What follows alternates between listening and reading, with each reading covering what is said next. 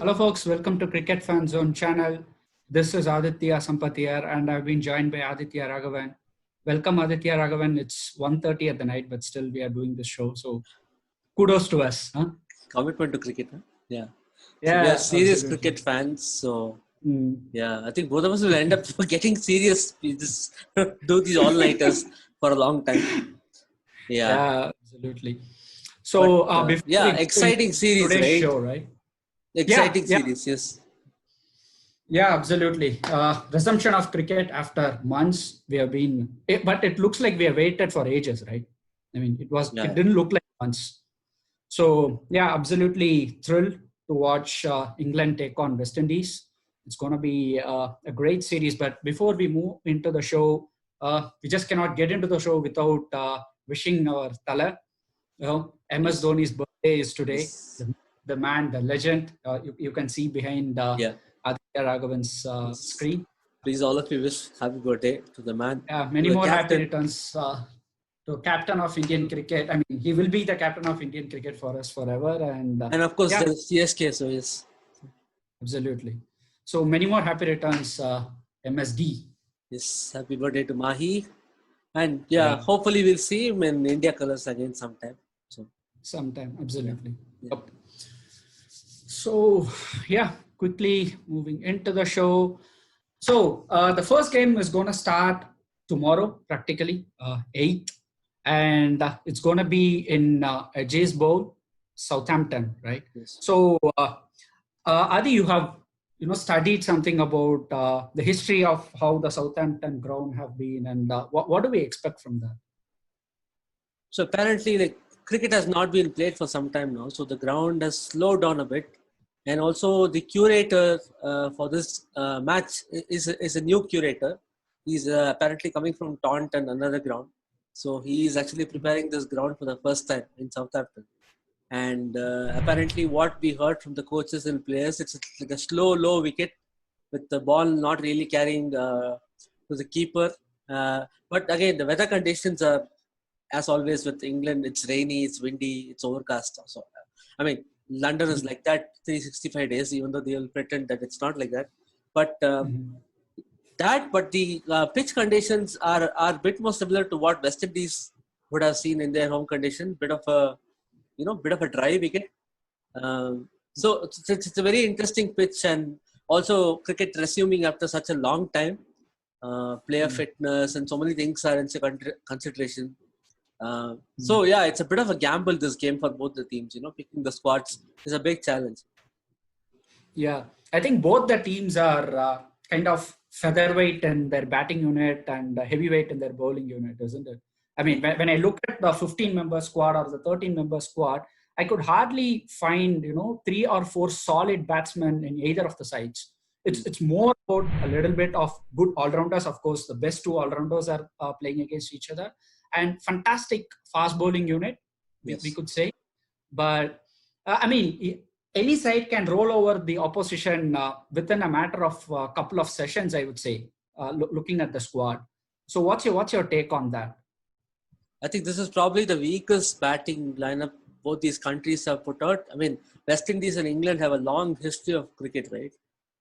In terms of playing with each other. And you had great sides over the years with both England and West Indies. The likes of Greenidge, Haynes, Vivian Richards, and Clive Lloyd. That used to be the batting lineup. And then England had all these Graham Gooch, or even if we go before, Jeff Boycott or Alan Lamb and Robin Smith. And batting has always been amazing for both these teams. So this is probably the weakest batting lineup for both the teams. And with, of course, probably the best batsman in both the teams is Joe Root, who's missing out because he's having his first child, so he's not going to be there. And Stokes is going to be the captain for this game. And also West Indies are missing probably their best test batsman, which is like Darren Bravo. Yeah, he has a lot of class and he has the ability to play the long innings.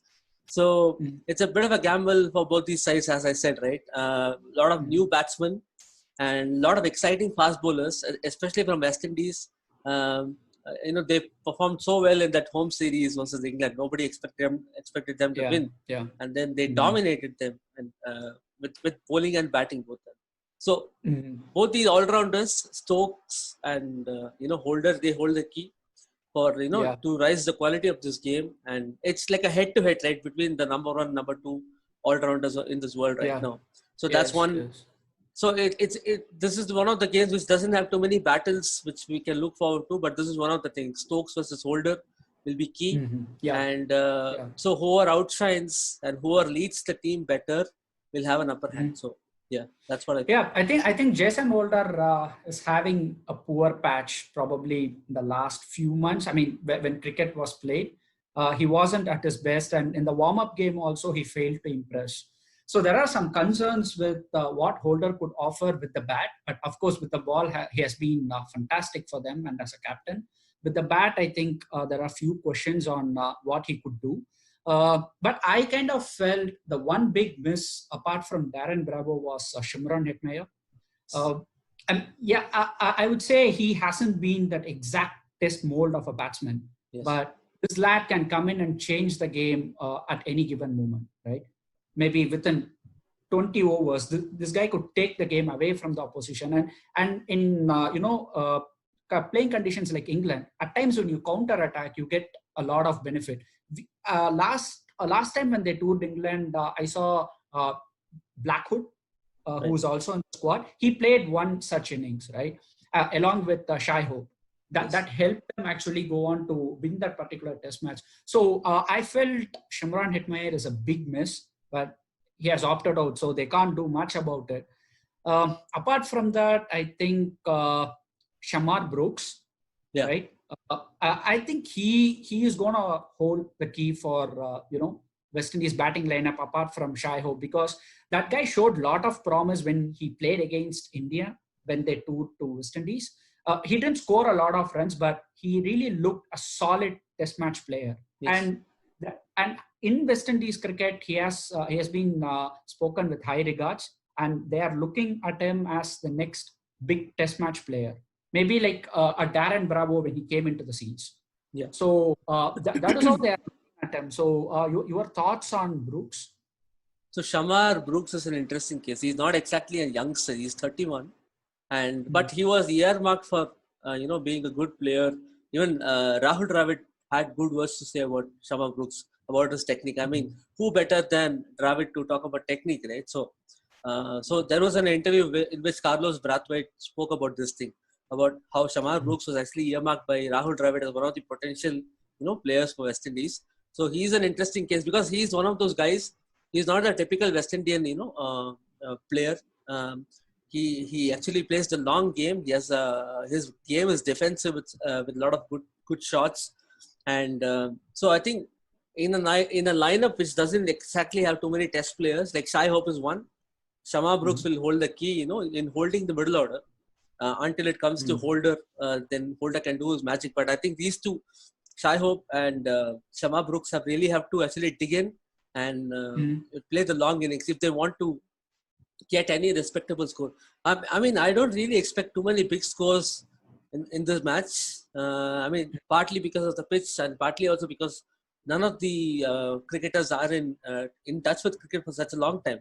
So there is a lot of possibilities of injuries and being out of form or out of touch, and so many things have changed, right? Even with the ball also, with the saliva rule, and how the bowlers are going to be effective, how the ball is going to behave. So everything is a bit of a new territory for all the players, I feel.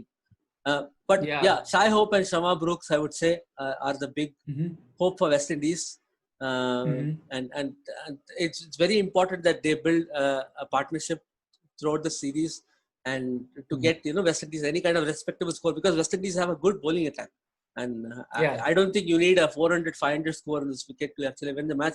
So that holds key. And I mean, I think Michael Vaughan just recently in his interview, probably 10 or 15 minutes back in Crickbuzz, he said if this West Indies team can bat first and post 250 plus, somewhere close to 300, they have a very good chance of going on to give a good fight, even win the game, because this England team has always been a 200-250 team. Whenever there was some scoreboard pressure, as we said about their fragile batting unit, they crumble with some score on the board, right? So this could be one of those opportunities that West Indies can look at and say, hey, not 350, 400. We could just score 250, 275, and we have got a quality bowling lineup.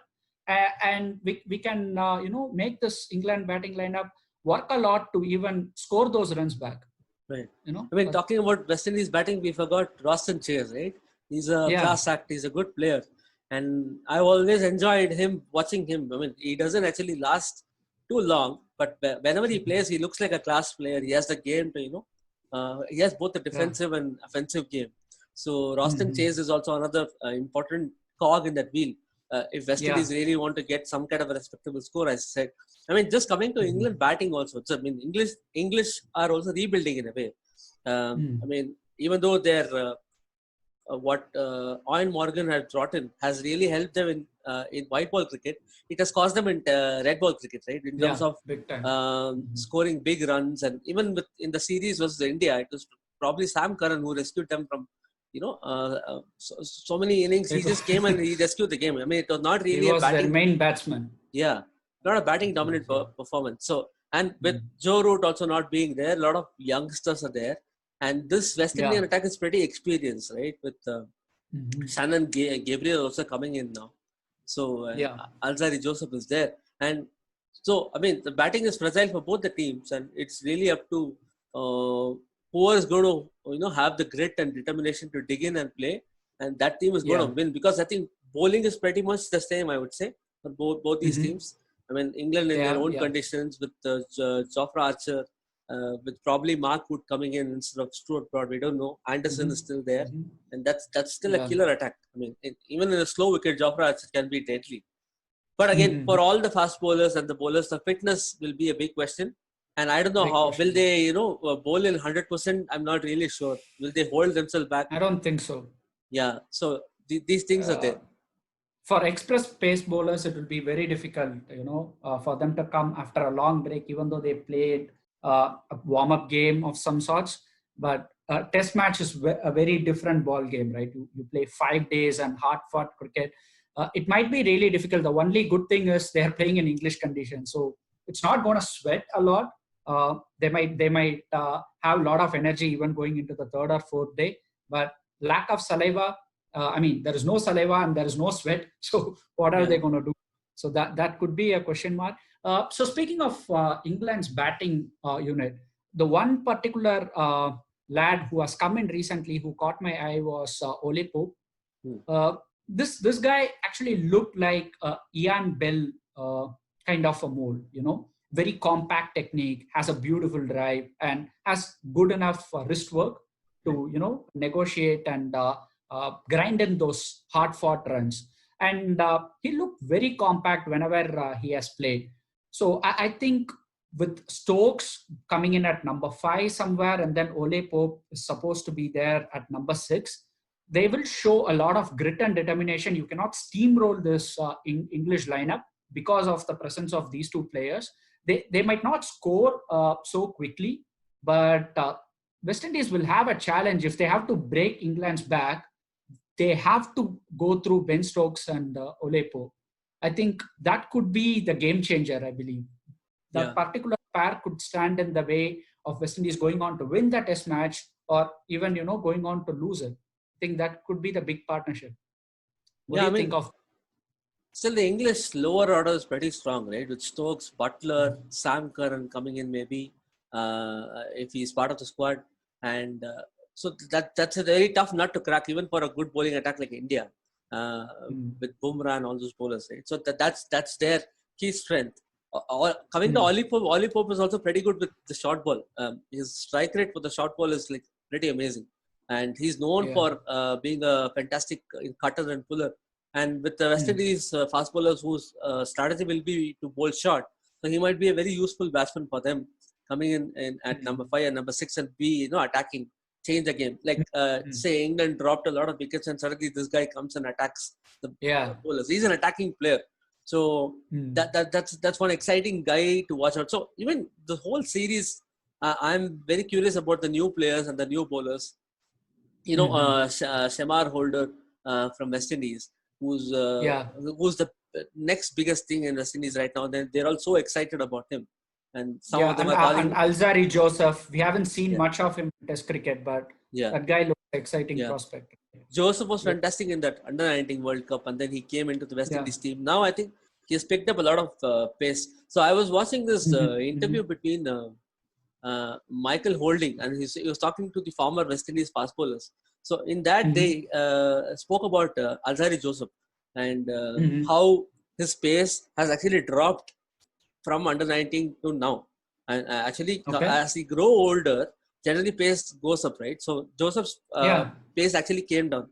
Then he actually worked with the West Indies squad and the coaches. Now his pace is actually picking up again. So, Oh, so that's good. this is now Alzari Joseph with pace. So it's very exciting to watch him. And Holder, Shemar Holder is also there. He Yeah. is being called as the next Curtly Ambrose, which is, I think, bit too much. Okay. But I mean, you don't say that word easily in West Indies. So he must be good. He must be good in a certain way. So I'm very excited for the new lot, both the batsmen and the bowlers, because this series is not really about anything else. It's about resumption of cricket. It's about getting some sort of normalcy back in the game. And that's why the whole world is watching this series, right? Probably in normal circumstance, we wouldn't be watching England and West Indies so keenly, right? We wouldn't be watching it like that.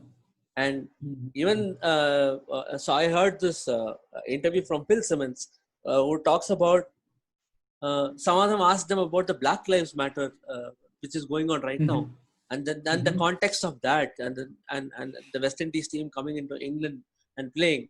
I mean, both the teams are in support of that. We know that there is no enmity like that, but it will be great motivation for the West Indies team also, to win the series in England. As a black team, and it will give a huge push to the people who are protesting and people who are getting into this movement. I mean, it's not really directly related, and we don't really want to call this as some sort of a political motivation, but that is there. I mean, you cannot ignore that, and that's also added motivation, I would say. That's what Phil Simmons was saying. Maybe a West Indies win here. There might be some new heroes from the West Indian team emerging. Absolutely. So new cricketers who are going to be seen as heroes. I mean, what better time to have this series and have such events happening? I think that could be really exciting. And also, hats off the English team. They are also going to wear the jersey with Black Lives Matter, wording to be on their collar. Yeah. So that's a good gesture. So I don't know whether you saw this. There was this podcast in Sky Sports about the state of black cricketers in England, and a lot of the former cricketers came and spoke. Phil DeFreitas and Mark Alleyne and all these people came and spoke about their own experiences. For me, the fascinating thing was I knew these players for a long time now, Mark Alleyne and Phil DeFreitas, but they never actually came out and really spoke about this, so no one really asked them about this also. We always talk about America when it comes to racism and all that, right? But it exists everywhere. So they were addressing that, racism in British sport, and especially in cricket, and they were talking about what you said right now, which is having lack of black cricketers as heroes in the English cricket system is actually affecting a lot of these youngsters to take up the game. So most of these players, most of these youngsters in schools are now going to football because they have so many black footballers who are excelling, right? And so DeFreitas and Mark Alleyne were talking about how they got into cricket, because even then the racism was there. I mean, even the system was not too friendly to black cricketers. But for them, it was the West Indies side. It was that side of the 70s and 80s which came into England, and those were the heroes, right? So this could be that. I mean, if someone like Jason Holder comes and plays a fantastic innings here, or Shemar Holder comes and bowls super fast, and they win the series 2-0 or 1-0, whichever way, any one black cricketer in England will look at that as some sort of an inspiration, and it can revive the game for black cricketers in England. So we can't take this series lightly that way. I mean, who would have ever thought that England versus West Indies is gonna have such high stakes? As we said, we never thought about it, but it used to be one blockbuster series before. I mean, once upon a time. The history has changed that way. And so, I mean, I mean, the world needs heroes right now anyway, in all sorts and forms. And so they will know, I'm sure the cricketers, they will know that the whole world is watching them, this series. Every team and every fan is watching them. This is a match where all the fans are uniting. It's not really, Absolutely. it's not really a game between two countries. It's about cricket resuming. It's about the game we love. So, Yeah. so they know, and that's also great motivation for these players. I think they should take this very seriously. And I think they are calling this the Raise the Bat series, right? Race the So Bat series, yes. yeah, so it's a very significant thing. I think years later from now, like 20, 30 years later, we'll be talking about this. We'll be And we were speaking about there, it. and Absolutely. probably people are not really understanding the importance of the series right now. And but We know the context. They yeah, might not. it's very, very important that the game resumes, because sport in society is a sign of normalcy, right? So, and what are the motivation you can give to people? I mean, UK has been ravaged by Totally. coronavirus, Yeah. and football has resumed. Now cricket resumes, good for all the cricket fans. So I'm really looking forward to the series. Yeah, seriously, man. Yeah. And I really hope this is going to be a closely contested series, because we just don't want one team to walk over the other. And we are like, yeah, okay, it happened. And we don't remember anything about it. Right. Yeah. So let's quickly jump on and give our views on what will be the playing 11. We will start with England, right? What do you say? Yeah, England? yeah. Okay, fine. So first up, the opening pair. I don't think there is a lot of debate with the opening pair. They don't have a lot of choices in the 13 that they have selected. Yeah. So it is going to be customary Rory Burns and Dom Sibley. Yeah. So yeah, those are the two who are going to open. And Rory Burns got injured during the South Africa tour, and he went back, and again now he's back in the team. So good for him. And I think Dom Sibley played a very good hand in South African series. He showed a lot of grit and determination. He looked a natural test batsman.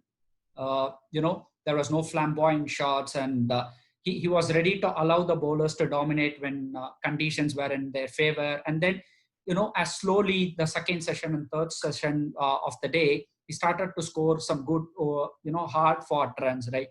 Cheteshwar Pujara does. I kind of found that, yeah, maybe this guy could be moving forward a good test opener for English team. Yeah. So, and I mean, I'm a fan of Rory Burns. I mean, he has this crab-like technique, and he's like Dean Elgar's, doppelganger. He's like one of those brothers of Dean Elgar. Probably not so beautiful to watch, but he has one of those rare skills of, opening and is standing for a long time. So, I mean, very actually, strong. I was speaking about Dom Sibley. Yeah, absolutely. Dom Sibley is Rory, there. Rory Burns, right? Yeah. Okay. Got I'm talking about Rory Burns. Yeah. I really like Rory Burns, and I have seen him in one of the series and then how he batted.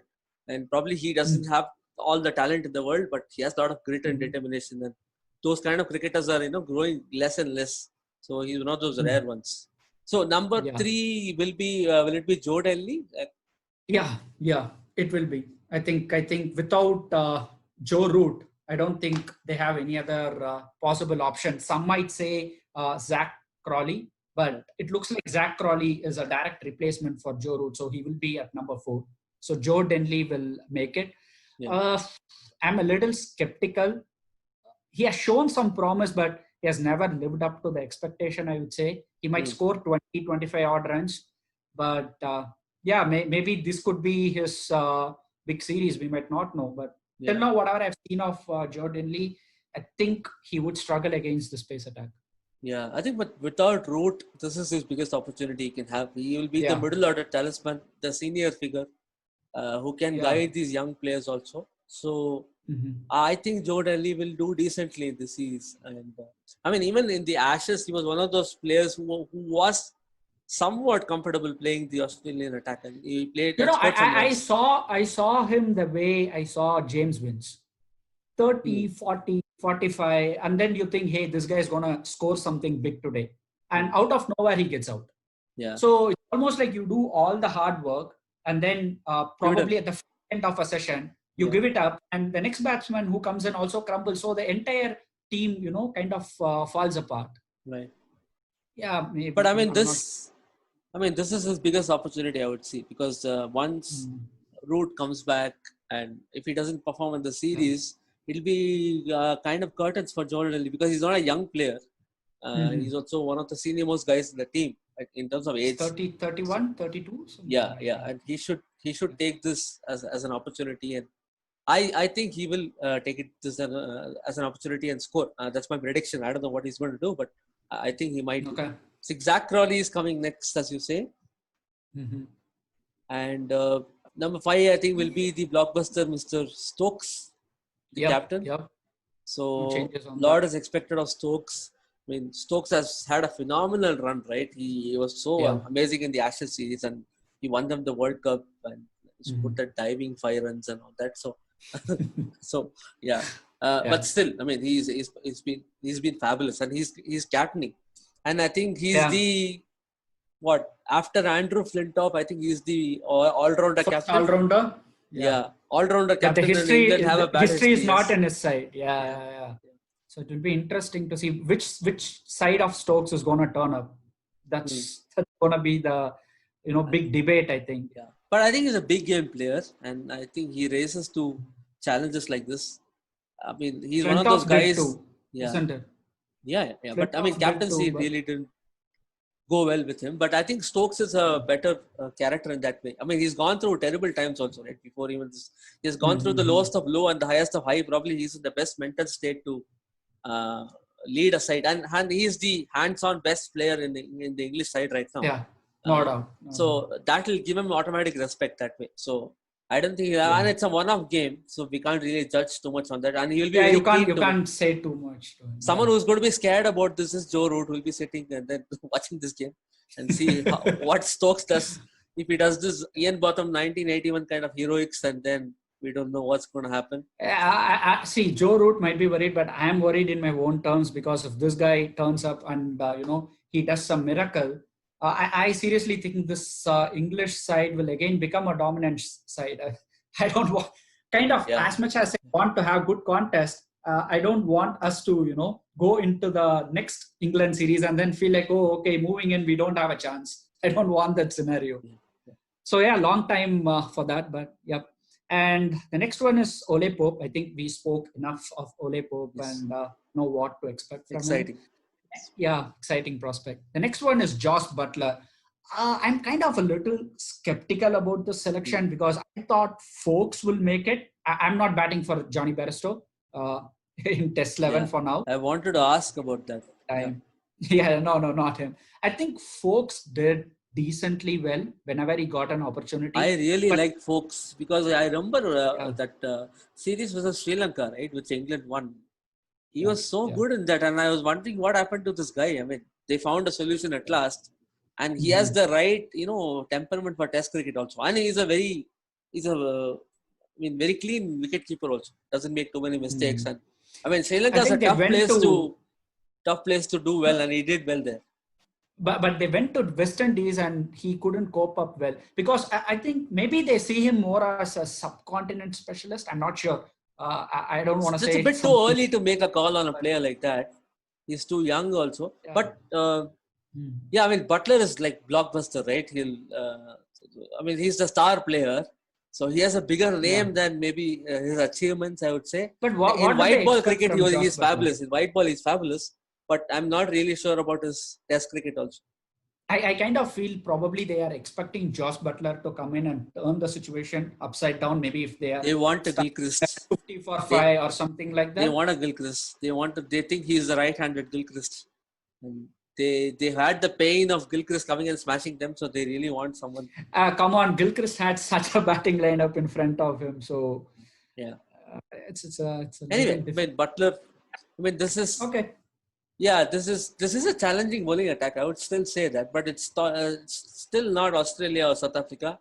So Butler still, again, one of those players. He should use this series to score big hundreds coming from there, and establish himself as a Test cricketer. So, true. So, and the next one is Dominic Bess. So he has come ahead of Jack Leach. For me, it's a surprise, even though Leach was out of the side for some time because of health reasons and stuff. I really thought he would be the mainstay if they are going to play one spinner. But it looks like they have opted for the right arm Murphy. He also had a decent outing in the warm-up game. Probably Leach didn't have that. But there are talks of Moeen Ali directly getting slotted into the team. I mean, not from the English media or from anyone. Few people are thinking, Moeen Ali is back. I felt like, what? I don't think he's going to get a chance out of the blue. He said he doesn't want to play Test cricket, and he did not have a very good record before he opted to not to play red ball cricket, right? So, what is your take on Bess? Do you think Tom it's Bess did well in that warm-up game, and both Leach and Moeen Ali went wicketless in that game. So that could, I don't know whether that's a way to pick a player because on a based on a warm-up game. So, but also I think compared to Leach and Tom Bess, I think West Indies have a lot of left-handers, right? So, so probably they're using the right arm offie for the. Well, no, they don't have. In fact, they don't have. Blackwood, Blackwood is right hand bat. So if that was Shemran Hitmeyer and Darren Bravo, then this decision would have sounded a lot more logical to me. But now they have so much amount of right-handers, and maybe it's a call they felt Bess is in a better state of mind now than Jack Leach, or he's bowling good. Maybe they know it better, whatever they've seen in the game and in the nets. So a kind of a questionable call, I would say. The next one, James Anderson. I think still playing. Want to be there. He's still playing, and he has tormented us Indian fans for ages, and he's still there and raring to go. So I think he will be in. It's a no-brainer, but I'm a little skeptical to say he has been out of cricket for a long time. He went out injured in Ashes. He did not even complete one single game. And with all this, a big-time layoff without cricket, and then suddenly he's coming back. He had just one practice game. I kind of still feel it's kind of a gamble. Would he break down? It's going to be a cold morning. I think it's more of an emotional call by them. And even if they pick Broad and Anderson, that will surely be an emotional call. I mean, clearly Mark Wood is better. Jofra Archer is anyway on the side. But Anderson, I feel it's more of a, I mean, how long he's going to play. So as long as he's there and they want him to play, right? So, okay.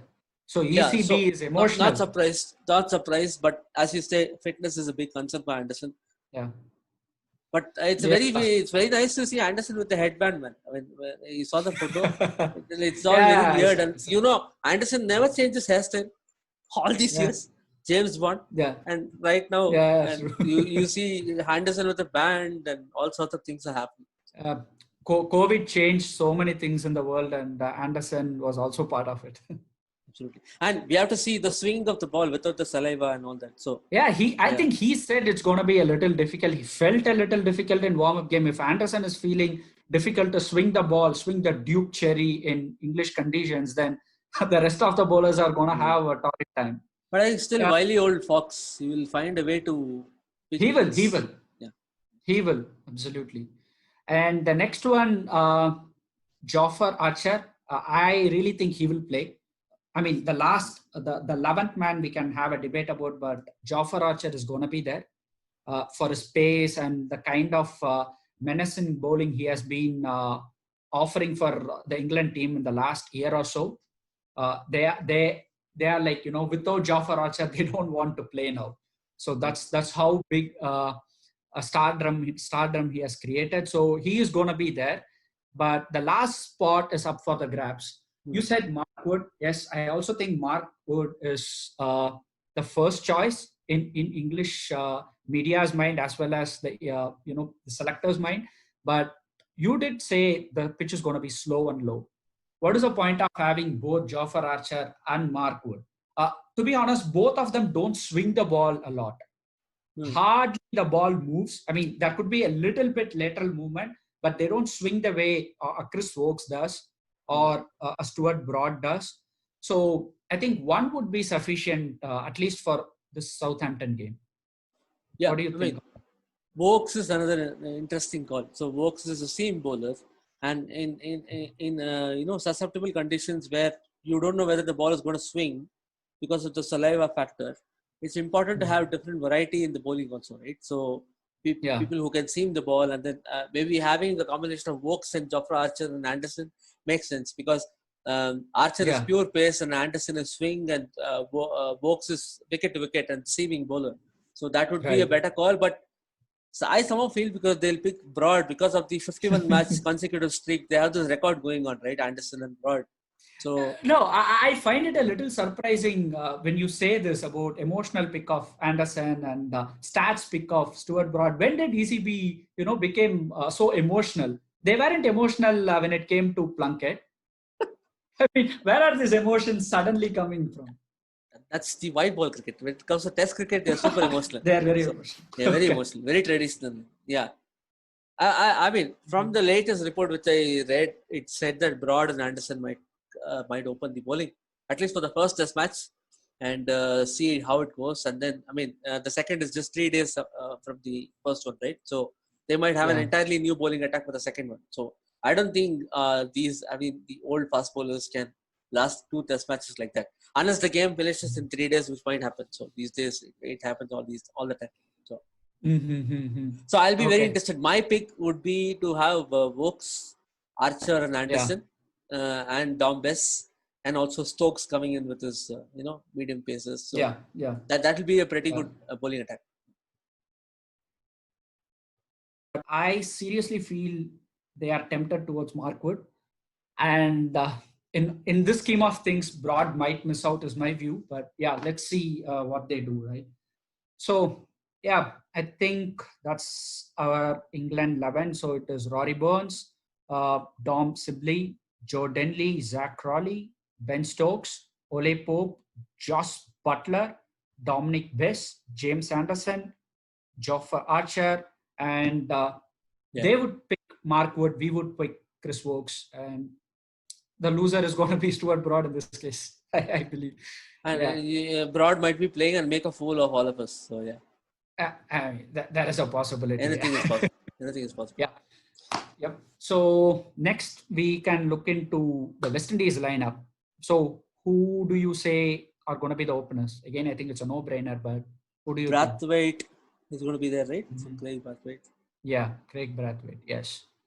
And then John Campbell. I think those are the only 2 openers, if I'm not wrong, in the 15. From whatever I've read of the newcomers, I don't think anyone is an opener there. Yeah. So I think so. To me, Brathwaite holds the key. If he shows enough grit and determination to see off a session of Anderson and co, then West Indies might find it a little bit easy to score the 250 or 300 plus, which we spoke about earlier. I think that's a bar score, which is enough to, give shivers to this English side. So I think at the top, Brathwaite will hold the key. I am not very confident about John Campbell. Whatever I've seen of him, he looks a decent player, but I'm not sure he would be able to cope up Anderson's swing or Jofra Archer's pace. So Brathwaite holds the key to be honest, none of them are really solid in that way. I mean, but it's not, they don't have too much of a choice. I mean, it'll be a great challenge, facing Anderson, Archer. That's like peak bowling. So you really don't know how they're going to fare, and they've not been batting for a while. And if they ended up batting first, that might be even more disaster. So we don't know. So they might just skittle them out for 60, 70, 80, whatever, and then the match is gone on day one. So the last thing we hope that that's not the case. But I mean, nothing to really shout about. Brathwaite, it gives you some hope in terms of as a batsman, and I think he's the key in terms of the openers. Yep. So, and number 3 comes in Brooks. So I think he's 31, if I'm not. But he has shown a lot of promise in domestic circuit, and the way he played against India when we toured, he showed a lot of composure, and he looked a solid test batsman. Even though he didn't score a lot of runs, there was promise to be seen there. And the selectors, as well as a lot of ex-legends, said Brooks deserves a longer run. He has done enough in domestic cricket, and he has shown a little bit promise. They don't have a lot of talent pool to pick from, and this guy seems to be the best bet, right? So you also read about what Rahul Dravid has said about his Yes, tech. yes. Yeah, yeah. Brooks So is one of those test candidates, as I was saying already. And you don't get too many out of West Indies nowadays because it's a T20 dominated nation. So you don't get too many technical or defensive players. So Brooks again holds the key, but again it'll be super challenging. Like if it is challenging for people like Kohli, Pujara, yeah, and you know yeah. works, right? I mean, imagine any batting that's coming here and playing. The only hope is, of course, the lack of saliva, so the ball might not swing that much. So Yeah, they really have to, play the match. I feel they should not play the history. They should not play. true, true. They should not think about, it's a England is swinging condition. It's a bouncing condition. None of these holds true right now for this match. You really don't know. So I think if they play the ball on merit and if they just play the bowler, it'll be better. I think one of the key things West Indies should do, all the batsmen, I feel, is they should not play the history. They should not play the past. This is like a one-off situation, and nobody really knows what's happening. So Yeah, that's why we are even talking about a challenge in the series. Otherwise, like if it's normal circumstances, then this is yeah. all series that will be dominated by England. So we don't really talk about it. So I think they have to remember that, all these batsmen. And yeah, Brooks, and then next one will be Shai Hope, as we spoke about. Yeah. Shai Hope, I think is the best batsman. I really love watching him play. A very classy, beautiful player.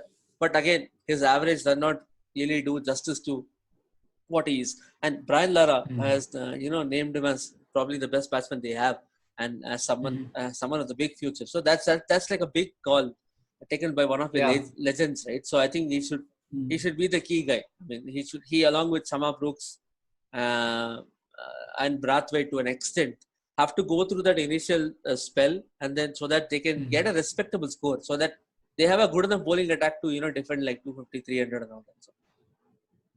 Yeah. So, I really think Shai Hope is going to be the backbone of West Indies batting unit. Last time he played a heroic innings to help West Indies cross over the line against England in one of those test matches. But he holds the key. If he can have a fantastic series, probably, people will say it's a little bit crazy to compare him with Virat Kohli or Steve Smith, but he is the star for West Indies team right He now. has to be the star. If he could replicate that, if he could replicate what Smith or Kohli did, West Indies will have a very good chance of getting something out of this series. Yeah, and I think after these two is Rustin Chase, right? The bit more experienced than these players. Again, he's an important player. So he's an all-rounder now. All-rounder, yeah, and he's a decent spinner. I mean, he has bowled and he did well against us also to an extent. And Chase is another player. I mean, he again they just have to apply and then play the longer innings. I mean, even I think Rustin Chase has a lot of talent, and he's a player who can score runs, and I think he did well in the series with England, right? So so all these players, one good thing for them is they all carry good memories of playing versus England. So they have to use that and really spend some time on the crease. As I told, this series doesn't need a 400, 500 score.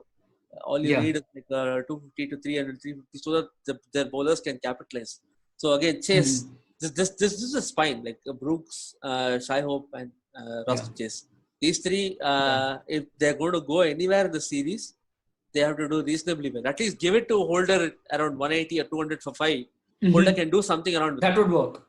Yeah. I think Chase also said he's very pumped up for the series. He wants to score 100 in England, and he does that every series, man. I don't believe him. I mean, I would say, you need not score 100.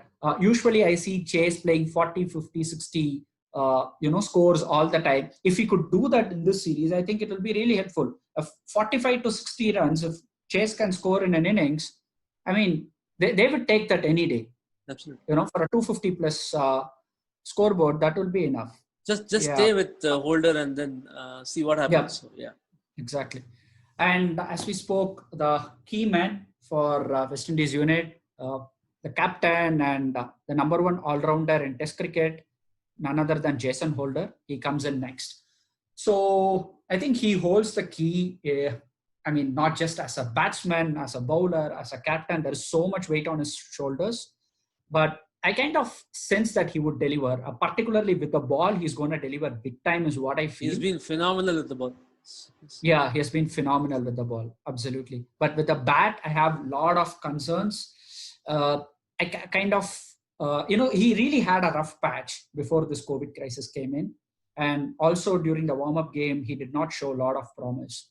So, Holder holds the key. As a captain, he has to lead them. But with the bat, I think they should not expect too much from him to say a 200, what happened in West Indies, a double hundred is not going to happen, right? Maybe they should be a little bit sensible, as you said. Give it to Holder and their wicket keeper Darvish, probably with 190 or 200 on the board. Then they will do a decent job of adding another 70, 80, which will be a very respectable score, right? So they should expect a little bit less from Holder, the batsman in this series, is what I feel. But we don't know. I mean, we didn't expect him to score 200 in that series. So he might just come out and deliver. Maybe the break is what he needed, to rediscover his form. We really don't know. But I mean, he's a class act. I mean, at least the ball, and as a captain and as a fielder, and I mean, he's invaluable. So I mean, regardless of his form, he's the key guy to hold this whole unit.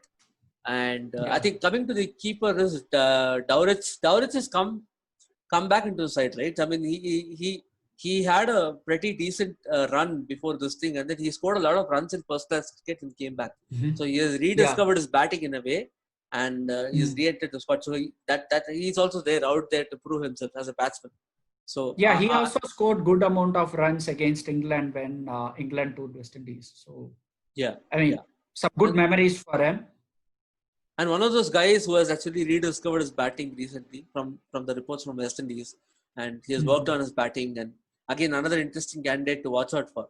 I mean, all these players have to deliver in some way. I mean, if that's not going to happen, because they don't have a Lara, they don't have a Hooper or Chanderpaul, nobody's going to do 150, 170. So they have to do this collective contribution to reach anywhere, right? So the lower order has to really wag for West Indies. So otherwise, it's going to be a challenge. Yeah, I think with Darvish, there is one big plus. He's safe as a house behind the wickets. So that will give him a lot of confidence when he goes on to bat.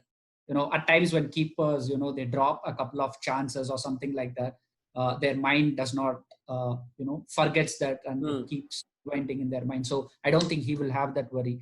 One player we missed out, I think, was Blackwood. Jermaine Blackwood, he would be coming ahead of Jason Holder, I believe. He's more of the Joss Butler mold of a player. He would come in, he would counter-attack. I think West Indies need one such player. We spoke about the absence of Hitmyer, right? I would say Hitmyer would have taken up that spot if not for Blackwood.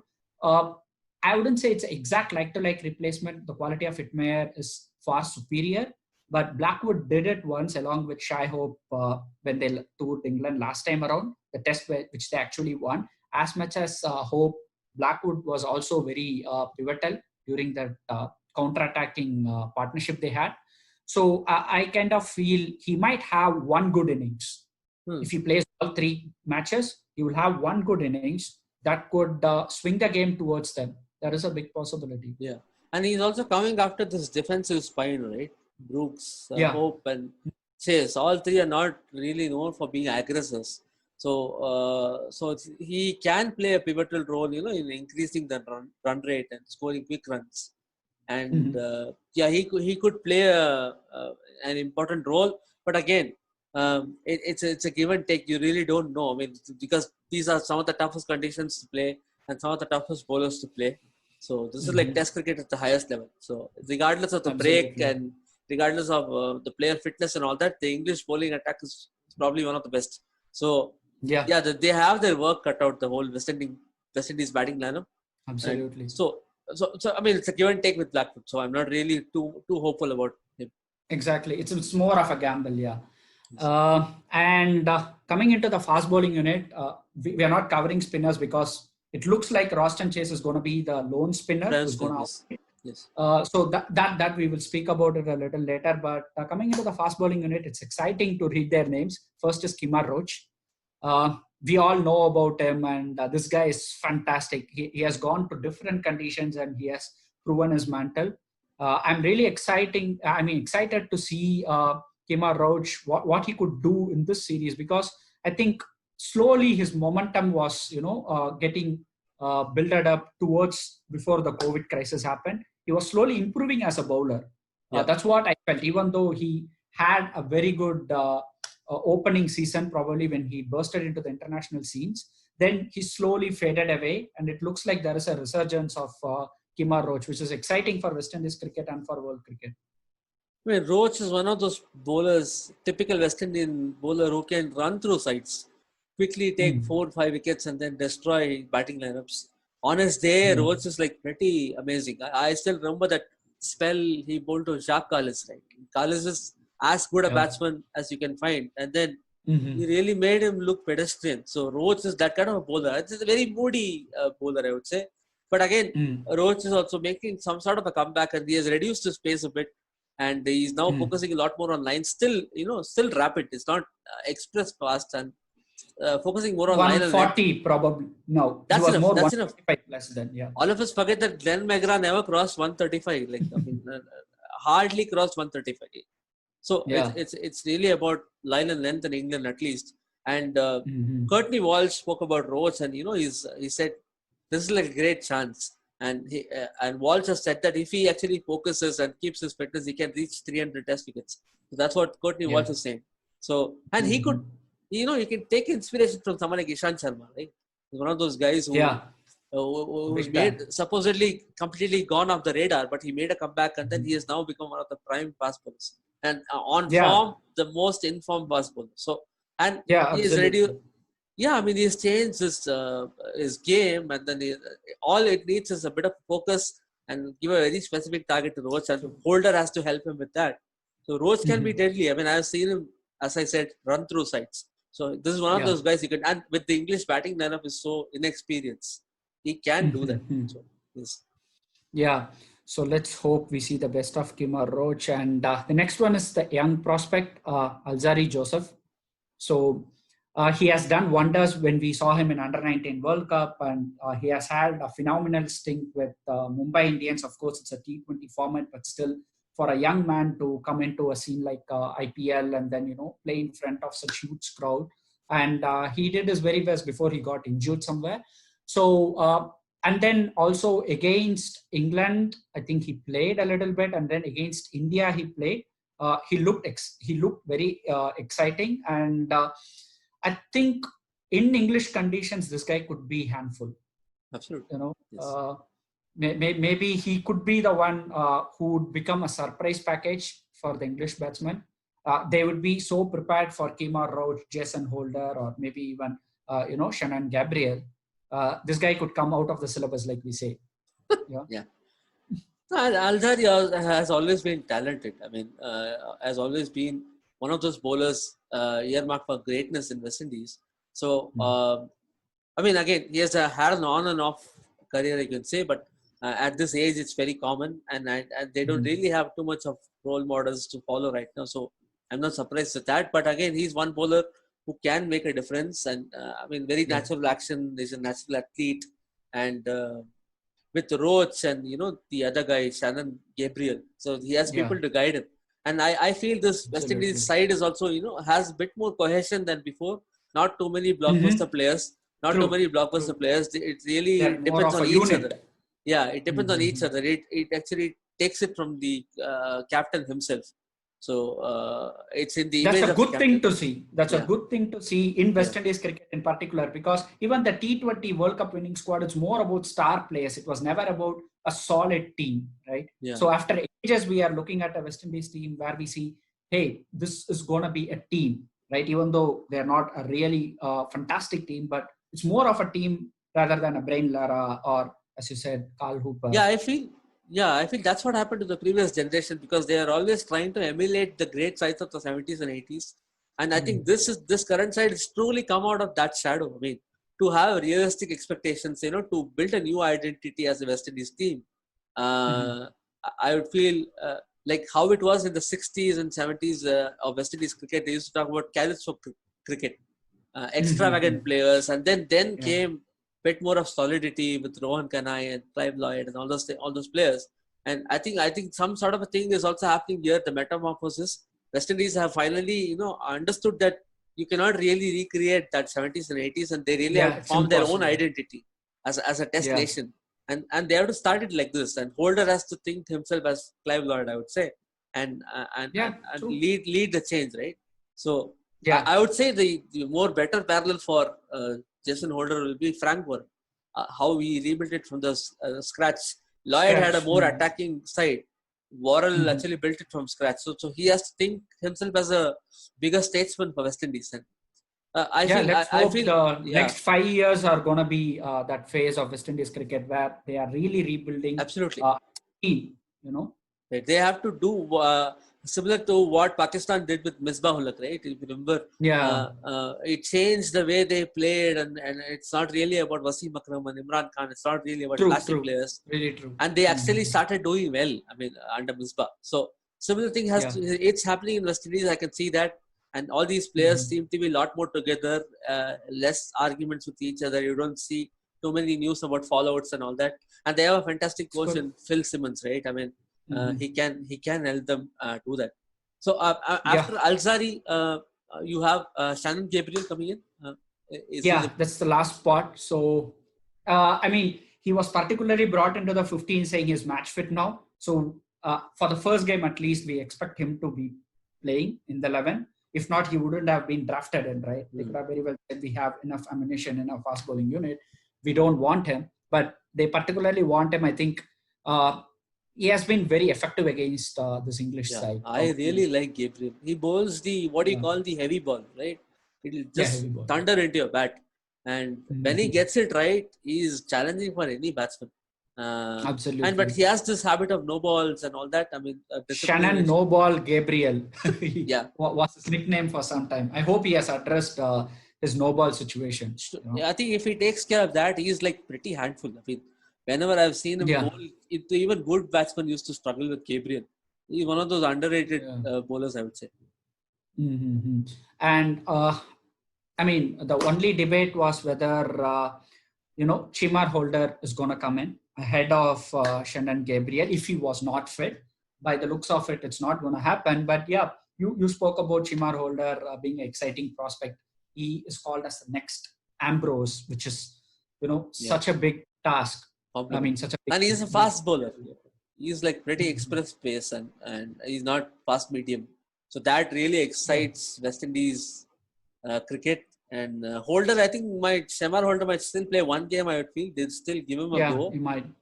He might Mhm. play the second test, or they might throw him as a surprise. We really don't know.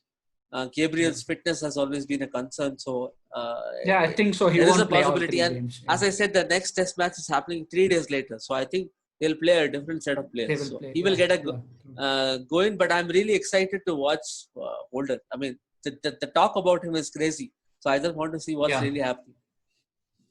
absolutely. So I think the one debatable player who's not going to play, at least as per the news from the media, is Rakim Cornwall. Hmm. Uh, as you said, the Southampton track seems to be a little bit on the slower side. There's not going to be enough bounce. So uh, they have Jason Holder as an all-rounder who can bowl enough.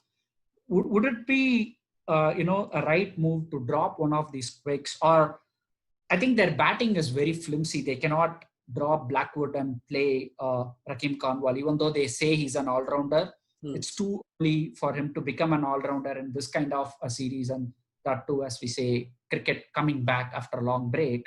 But would it be right to drop one big fast bowler and then play him? Would that be actually effective? No, I think they're going for the strategy of playing the best bowlers, regardless of whether you're bowling fast or slow. They're going to take the bowlers who are going to take wickets for them, and picking a spinner just for sake of picking a spinner might not really help, because is Rakim Cornwall really like a deadly spinner who will come and run through sides? We really don't know. I wouldn't see he's a deadly spinner, but when we played against West Indies in their own backyard, he is the one bowler, at least one spinner, who gave enough trouble to Indian batsmen. But we are the I mean, worst players of spin today, so giving trouble to Indian batsmen is no yeah, longer a yeah, challenge for we are spin. I still do living in accept that that. memory of Yeah, old yeah, Indian yeah, batsmen. Yeah, yeah. Yeah, but of all the spinners, this guy looked very effective. And Kohli also said he has very good flight. And even Ashwin had good words towards Rakim Khanwal, if I'm not Even wrong. Michael Vaughan was surprised that Raheem Caldwell might not play. Yeah, They might throw him as a surprise. I mean, I don't think replacing him with Blackwood would make much of a yeah, it difference, wouldn't help them. because yeah, I don't think is Blackwood really going to deliver too much as a batsman. I'm not really sure. That's why I said he might click for one innings out of the six. If he plays all six, Yeah. it's a Yeah, I mean, wild card. if you give it to me, I would pick Cornwall instead of Blackwood, because I mean Cornwall still will get you some runs as much as Blackwood is getting, and he's a bowler. Yeah, So that's one glaring thing I see. I mean, even while we were discussing Blackwood, we didn't have too many convincing arguments about him, right? Like, I think what? it's that Shimron Hitmeyer factor. We don't Yeah. have an And also aggressive that player partnership at he all. had with Holder that plays into it. So Maybe, yeah, yeah. yeah, but and he might be a team player. What's happening in the dressing room, we don't know. Like, there are different things Yeah, about a player, right? there are different probabilities. Yeah, Yeah. but So still, yeah, I mean, that'll give them an option. Picking Cornwall will give them moving a into the bowling option. next game. Yeah, Yeah, I a mean, lot of young English batsmen are coming in, and they might not be they could so used to playing spin also. So I think it would be a maybe good attacking call. But I think they might go for some sort of a batting surety with Blackwood. But because again, of their that's batting issues. yeah, I don't It's a really see gamble. too much of that. But we might be surprised that Blackwood might smash 100. And yeah, with West Then Indies, we really can't predict. We don't know. Suddenly they'll yeah. play like champions. I mean, I would be happy to be proven wrong in case of Blackwood. If he scores big, I will be happy. I just want this West Indies team to really do good. I really hope they do it. So Yeah. So what's your yeah, pick for the series? Like, what's your yeah. the call? Before that, I'll just read the 11. So it's Yeah, going to sure. be Brathwaite, John Campbell, Shamar Brooks, Shai Hope, Roston Chase, Jermaine Blackwood, Jason Holder, Shane And Dorwich, Roach, Alzari Joseph, and Shannon Gabriel. So that's going to be our 11, and we think that's going to be the possible 11 which they are going to play with in another day's time. So yeah, as you asked about what's my take, I think it will be 2-1 to England. The series is going to be, and I think the first game will go to England. I would like to see West Indies win, but I don't think they will be able to win the opener and carry the momentum. If West Indies win the first game, then my money will be on West Indies to win the series. England, I don't think they will come back even to win on a single game. Uh, I mean, they will be battered if this West Indies team takes a lead. I mean, suddenly there will be a captaincy change with Root coming in, so it might create a lot of problems for them. Is the way I see it. But if they win the first game, I think they will go on to win the series, and it will be a closely contested series, is what I think. Yeah, I think my pick will also be 2-1 in favor of England. I think one of them. I don't think any of the tests will go into a draw, because none of them have batsmen who can play No like way. 5 days and all that. Unless it rains out, I don't see that happening. So all the matches I think will have a result, and then I think England still, it's their home condition, and they still have better, more experience, in terms of winning matches and all that. But we never know. West Indies might surprise us, but my pick will Yeah. be one of the test matches will be won by West Indies, and or let me say it like this: I think one will be washed out or whatever, and then England will win 2-0. 2-0. So I don't see so somehow I don't see this West Indies side getting through and winning a test match unless some of the bowlers like completely run through England and stuff like that. So okay, so let me put it this way. Let us say England are going to bat first in Southampton. What would be their first inning score? What's your take? we're going If into the England, details now. Okay. I mean, just for the England. first day or something like that. What's your take? No, let's not do first day. Let's do the total score. So I think Okay, first innings. first innings, yeah, it's something around 290, 280 for England. England, if they bat first. Yeah. I think it will be 210, 220 maximum. If they Big bat one. first, let's see who wins this one. I think Yeah. We don't know. With this, Yeah. all the predictions are like you're just making a call. We really don't know how the wicket is I going to be, how mean, the we balls are are going to happy be. to see cricket come back for starters. So Absolutely. Just we are happy to lose all the bets. It's fine. It's not a problem. yeah, absolutely. We will take that. Yeah. Yeah. So I think, yep, with that, we have come to the end of the show, and we really hope to see good, exciting cricket for another 5 days starting tomorrow. And before we end the show, once again, big happy birthday to Mahi Bhai, his 39th birthday. And as Adi said, we would like to see him in Indian colors one final time. Before whatever decision he has to take, he can take. We just want to see him once more. I mean, the fan inside us doesn't allow him to walk away without, not a Yeah. farewell game, but without seeing him again. Yeah. But anyway, if we don't do that, we have CSK. So he will still Yeah, be there. we will see him in yellow, and we will be happy. Yeah, we are fine with that. So we are fine Yeah. with it. Again, thank you, Adi, for joining. Yeah.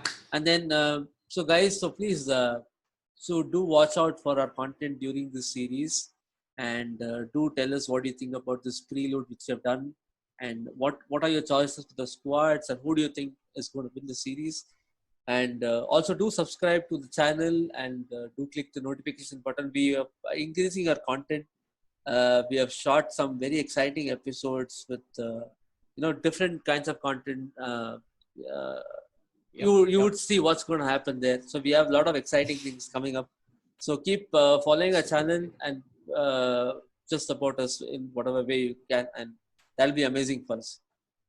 Yeah, don't forget to smash the like button if you like the video, share and subscribe, as Adi said. And yep, a lot of exciting content coming towards your way.